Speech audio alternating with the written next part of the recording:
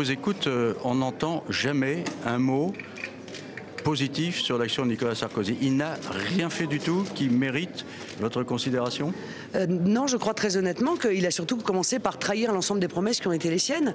Je ne suis pas sûr qu'il ait été élu pour doubler le nombre d'entrées légales d'immigrés en France par rapport à l'année 2000 où Lionel Jospin était au pouvoir. Je ne suis pas sûr qu'il ait été élu pour que s'aggravent de manière spectaculaire les violences aux personnes, plus 45% depuis 2002, c'est-à-dire depuis qu'il est en charge de ce dossier. Voilà, je crois qu'il a dit qu'il serait le président du pouvoir d'achat, c'est le cataclysme financier et économique.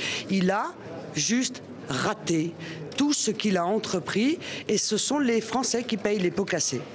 À propos de politique internationale, vous le critiquez sur la Libye, vous le critiquez sur la Syrie, mais aujourd'hui, enfin plus exactement hier, il y a aussi une mise à sac de l'ambassade d'Israël au Caire. Comment regardez-vous ça? Eh ben, écoutez, j'ai été une des premières à dire qu'au-delà de la joie qui était exprimée par tout le monde, il fallait avoir une vision réaliste et s'apercevoir que ce soit en Tunisie, mais peut-être particulièrement en Égypte et en Libye, il y avait le danger d'un basculement des fondamentalistes musulmans. Vous ne croyez pas au printemps arabe?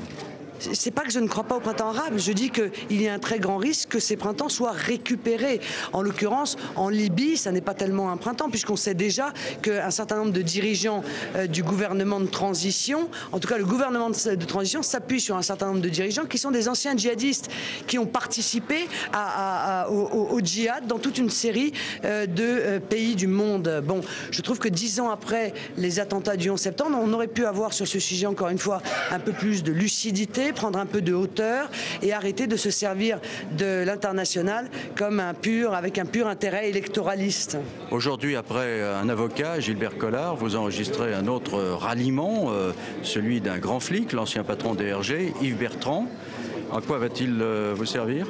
Écoutez, je pense qu'il est utile d'entendre tous ceux qui ont une très grande expérience et une très grande compétence dans leur domaine. Bon, moi j'écouterai avec beaucoup d'intérêt ce que aura à me dire M. Bertrand, parce que le problème de la sécurité est un problème majeur, qu'il soit d'ailleurs intérieur ou extérieur. Bon, j'espère qu'il ne sera pas le dernier d'ailleurs à rejoindre un projet qui, je le pense, est le seul à pouvoir sortir la France de la situation. Vous savez que les RG, c'est souvent l'officine des coups tordus.